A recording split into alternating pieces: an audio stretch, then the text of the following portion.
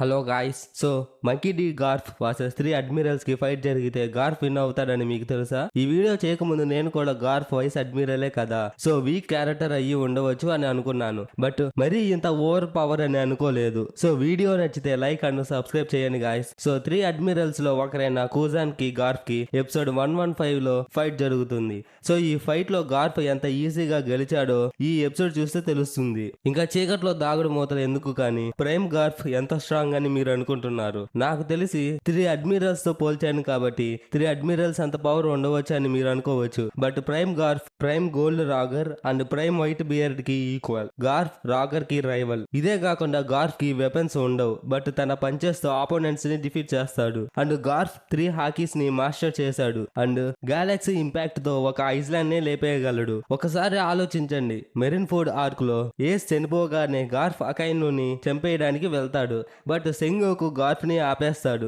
అదే గార్ఫ్ Luffy side ఉంటే 70% వారు గెలిచేవారు. అదే ప్రైమ్ గార్ఫ్ ఉంటే 100% ఏస్ ని సేవ్ చేసుకునేవాడు. బట్ మన చేతిలో ఏం లేదుగా, అంతా రైటర్ ఇష్టం. ఓకే గాయ్స్, సో మరికొత్త వీడియోతో కలుసుకుందాం. Thank you.